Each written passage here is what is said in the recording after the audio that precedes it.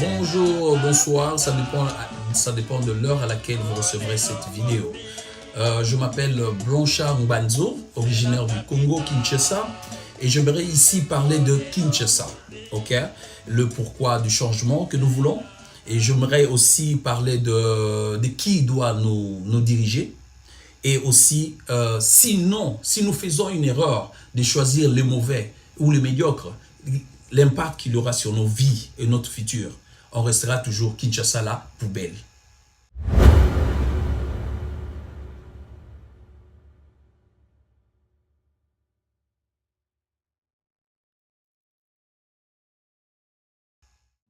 Bonjour Ndeko, bonjour. Oui, bonjour papa. Good morning pour tous en Angleterre, hein, de toute façon. Est-ce que vous pouvez se présenter rapidement? Oui, comme vous l'avez monsieur Willy Gonda. Okay. Bon, nazali moi na Congo, moi na Kinshasa. Ok. Moi na ya Bandal. Bandal kaka. Naza na Bandal. Moi na mami. Batmi avec na mami bolingo. Na fa na mbinza ngana mona mbinza monozo. Mais yoza wapisiko. Ngana en Angleterre, précisément dans Northampton. Ok, Northampton. Eh oui, Raphaël Ngoma Tsassa, je suis présentateur des émissions, je travaille pour des coffres radio aussi, donc je fais la radio, je fais la télé. Okay. Entre-temps, dans ma vie aussi normale, je suis opérateur, je travaille dans une usine de fabrication de compteurs de gaz, donc dans une grande société de la place, je ne citerai pas le nom, mais en tout cas, je suis opérateur et voilà. Okay. Véritable Kinois né à Kinshasa, grandi à Bandalunga. Comme on a Juju, on va Ibinga, na vani na mon ngoto. Voilà quoi. Ngoto batwing ba comprendre. Ngiri. Ngiri na ngoto ba Ibinga ta boyo ka ngoto ba comprendre. Nga Didier Kulungu à partir à England, dans la radio à Grande-Bretagne quoi. Ouais, nga comme on a Evariste, naza pasteur, na UK, naza congolais, naza mona Kalamu.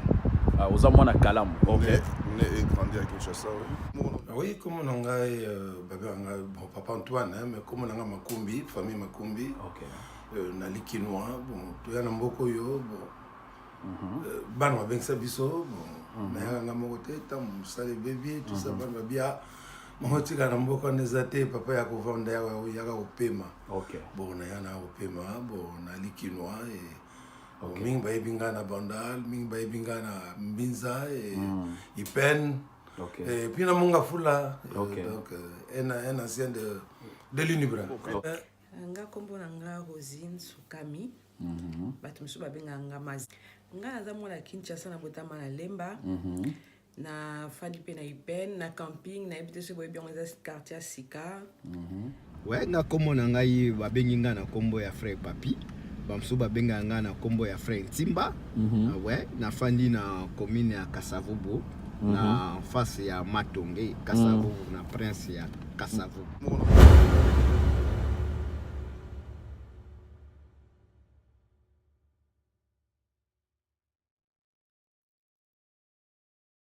Mon président, Félix Tshisekedi, dans le Kenya, il était qui ça et comment salité lokola koloka. Donc salité moko ya kosakanate. Cette ville-là. Mais cette ville-là, la ville moko, franchement, et Zaki, on comprend que tu as une ville parce que les Brazzavillois même, sont comme Kinte. Donc, malade. Donc, on a pas soin. Est-ce qu'il y a ce comme kin? Na comment na kin alors donc aux en invité.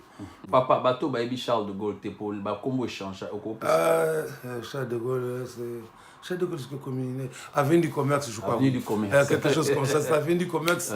Donc, côté parc, zoologique, donc, avenue Nyonso, donc, ce qu'on y a avenue, donc, banal, voilà, bâti, au comité, la cité, donc, c'est-à-dire, Pont Kasavubu, ce qu'on y a avenue, on a testé tout ça qui nous a dit. 2 ans passés dans la Kin, dans mon de Kin et à Salité. Et puis, vraiment, sur leur sacanate. Même moi, la mer. Et donc, ça qui plaisir, c'est que ça va na biso, oh, babotami awa, bamboka na biso, toujours vanda. Bandal. Bon, pour na Kinshasa, mboka na biso, Kinshasa ezali miroir ya Congo. Soki Kinshasa ezali bien et bongi, image wane ko kende tin intérieur. Alors, ceux qui salongo to banda liboso na intérieur te to banda liboso na Kinshasa. Après image wana nde on est ko benda ekota ti na ba province nyoso tout. Bon. Par rapport à Toyoka pe ma solo qui nezalaka bien na ba documentaire total aka ezalaka propre et comment salité na par rapport ndenge biso to déménager to comment na ba ipen wana banda ko ezala minene kitoko tellement mabeleza ba pete wana ba érosion comment au salama.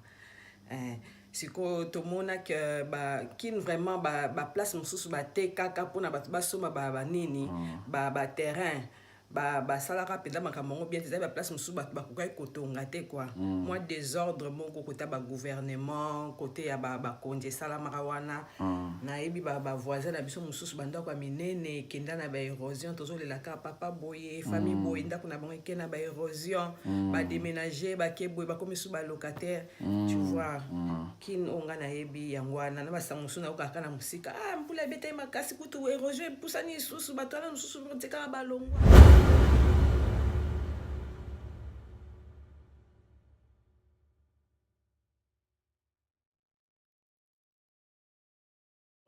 Diriger biso na Kinshasa pour un changement effectif. Nani ko imaginer. Mais la réponse est à non? La réponse est à lèvres. C'est Jekoko Mulumba, mon frère. Ok. Mais Jekoko Mulumba, mais c'est un gars où biso nous sommes appréciés. Je l'ai. Et que vous avez sous malamu ko changer pe sous gouverneur. Gouverneur na biso akala et ça biso mutema passe on consulte otana bana. Tobi troquer vacances na Congo azo seka ba poto mo ezaki wana ba nzambe Kinshasa o ekobonga lelo te yo mo gouverneur ozoloba déjà bongo donc oza pour ça osala te vraiment pour le moment en tout cas il faut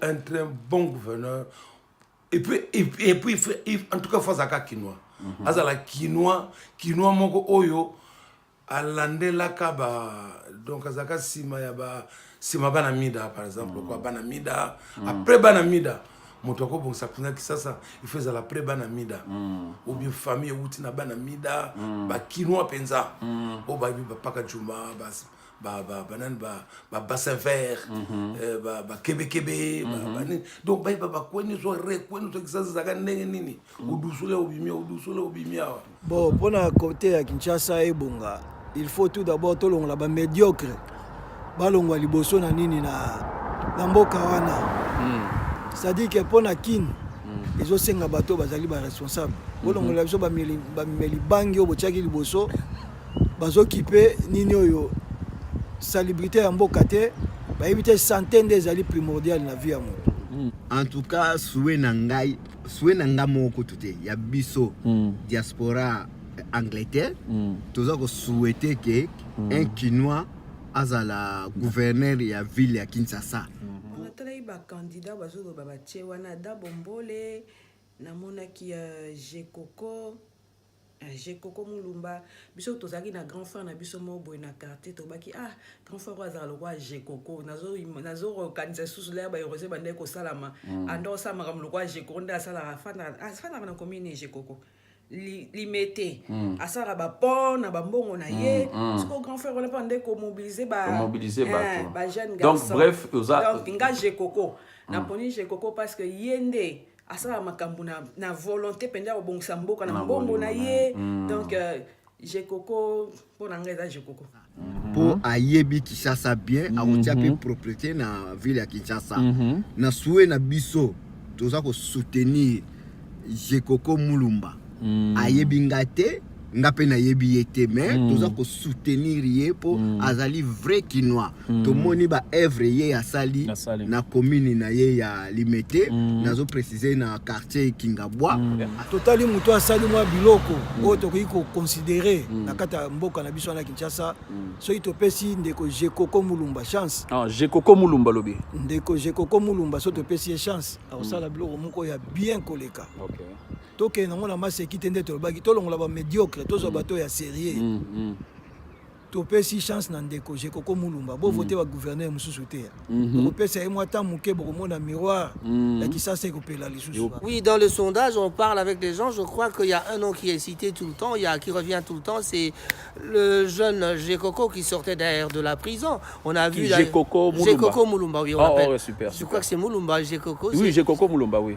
Parce que j'ai vu même sa sortie de la prison, j'ai vu l'impact que ça a donné.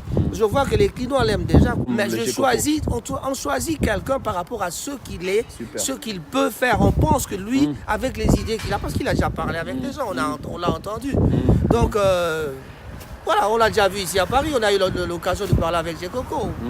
Bon, ngana monaki en tout cas na kango mingi même d'ailleurs okutanga d'ailleurs dans une formation ya ba activité wana na monaki Jekoko par exemple Jekoko na yebi yete mena binde kulut na parce que justement na Kingabo to sami action il y a Unibra mingi na Kingabo c'est là où moi j'avais connu la famille Jekoko mais c'est un garçon soko to landeli bon moi bloka mike asali wana mike te eza minene parce que mingi batike ko sala ngote mingi batike ko sala ngote na fond propre na e asala biloko ndenge wana bosi ko zali fond à l'état ausa ndene c'est ça donc ozomona et puis c'est un garçon qui a un franc parler c'est ça na landa ki moke ba tuna ke moi question moko parce que na landa ki tanga na prison ba tuni ba mais yo mais olongwa ki na tel na tanga ba parti te parce que moi je fais pas la politique alors on a parti yo que na parti yo longo sur na parti que sur la parti yo siko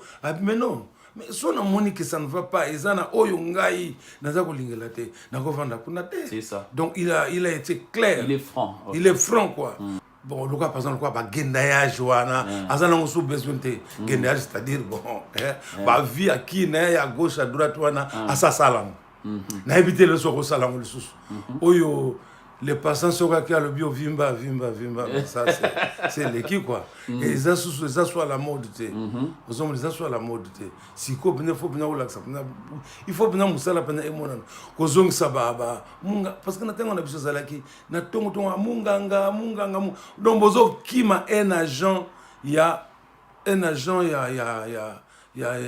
a salubrité publique bozo kimaye linzanza obwa ki linzanza linyanya otobaka linyanya obwa ki ngo boye mais bakuti ono na kata lopango ozana mande pourquoi parce que linyanya wana maye ko ya fana kati ngungi salite ngungi mutakozo kangungi tout ça donc okotika la komona yango te salubrité publique donc na kata lopango boti matisa manzanzani sona tout bokundi yango.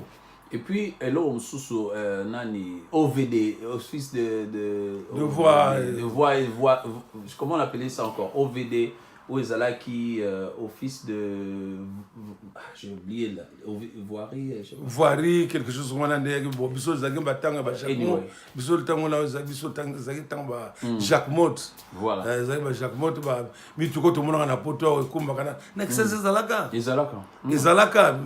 mais ba petit le petit bazo kansa ke non kine mituka oya poto oyo zo kumba ka banani wana ba oyo soto tiba poubelle wana na kin ezalaka na ba jour na ngolo epito yebake Jacques Mot oyo euti limité Jacques Mot oyo euti Kalina donc toyebaka soki toyebike Jacques Mot oyo euti Kalina na kwemboye a tolandi yango parce que tobike tozwa ba poupée abana tozwa bloko ba baki na Sarma Congo tozwa bloko wuti bo mais tant peu boyano na ndako ba para ba mona ngote parce que bo tia salité boto ko lokota manzanza ba sardine banini parce que zuka ka moi rui moke onde la boaki yango mais ça nous permettait bon ba carte tout ça ba mi tout bref en tout cas pour le moment en tout cas ce qui j'ai coco nzambe soka salsi en tout cas so ba kinois. Non, tout ça garçon, vraiment il mérite. Il mérite, hein? Je le connais pas. Mais il n'a pas front parler, et puis garçon, il est passé. Nous sommes là, nous souffrons. Je crois que vous voyez dans quel état se trouve maintenant son père suite à sa maladie et l'arrestation là. Mais c'est la maladie qui nous fait très mal. Puisque quand quelqu'un souffre terrain et il est retenu de cette façon-là, nous nous demandons si toutes les mesures qui peuvent être prises, qui sont prévues par notre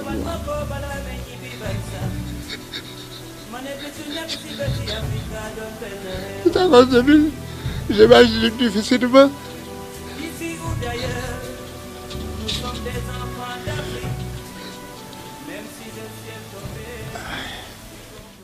Ceux qui, pour changer gouverneur, il y a qui, ils ont mieux.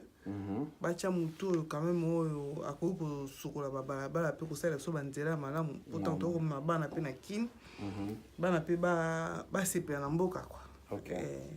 Alors yo d'après yo candidat ni au pointer au cibler na minute pour cause à gouverneur. Na mona na YouTube bon na ba télévision na émission na moni j'ai coco a postulé pour na poste wana ya nini pour nga je trouve que aza mieux placé au cause à la gouverneur j'ai coco mulumba aza mieux placé au ça là parce que na ba propre frère na yemoko aïe toujours kotonga pe kobongisa.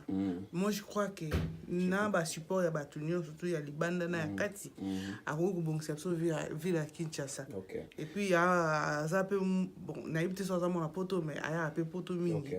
Le fils que koluka ba camion matiti banini ayebi ndenge na ba commune salaka. Mais ba commune ezebeli ya za mona limetende yoza okondi ba pe batu susu ya pourquoi kaka j'ai coco.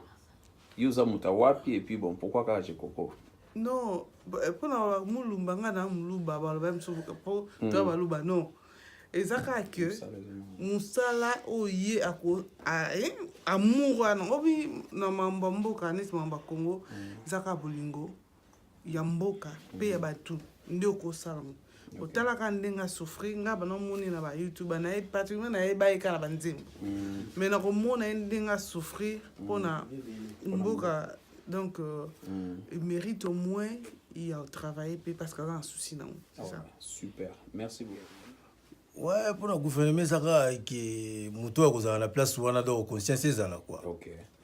Yo go cibler nani na minute mutu nini ko imaginer ko en tout cas na zape na bato ngo vena yebi bango vraiment te mais oyo kana zo yoka mingi nazo ka ndeje koko o nga nazo yoka ozo yoka tozo mona masolo poza mona ko yoka na yemo moi interview na yemo na mona ki banini nazo yoka et puis na moni na yemo nde na mona ki interview na quoi. Donc disons que yo za mona ngirengi me ondima mutu a gouverner yo za la jekoko. Bon on va bazala ki wana bazali bata commune ngiringi bazali bata commune ngiringi te to yebiso ba commune ba utate mais ba déjà quand même mboka alors tout le monde évolution na moto monde qui simbité alors faut que toi la besoin tout le monde quand même mona kini tout le monde quand même bilongi ya sika batu ya sika mais ça na eloko mote ça la que yo et préférence nous za la jekoko et eloko mo spécifique quand même na misala ça la na ba frère na yemoko to mona quand même tout mona quand même ça quand même moi ba action mo ya bien quoi non na ba frère na yemoko nanu ya azo ça moi ba action ça la mutu nyos tout ba tebele bana ba kino bana ba larme bimisa ta eloko mote ça la moi quelque chose mo betana na commune na ye tout mona ngote mais quand même na souci ya mboka et puis outil place moko boy non ko to no place mais na souci non ya mboka nanu asala moi ba action mo ezo la kisaki mutu na souci ya mboka na ye o ba msuba za na balena bonga balena bango et le mozo là c'était que mtoa na souci ya mboka. OK. Alors de préférence na monique ezala yé parce que azana souci ya mboka. Donc frère na biso Juju mwana ngiringo. Mwana pena deux fois té elenga to. Te na mona mbinzo zone commune Ngalema mais ondimi azala nandimi azala mpo nazalaki na kingabo ane mpenza nakei na kina mona mosala azosala donc en tout cas bon boulot tozosoutenir yo 100% okoma gouverneur ya ville ya kina oyo baboulot tosala tolinyango kwa. Ok, super. J-Coco, we love you. What did you say? J-Coco, we love you. All right. J-Coco is #1 for the change of Kinshasa.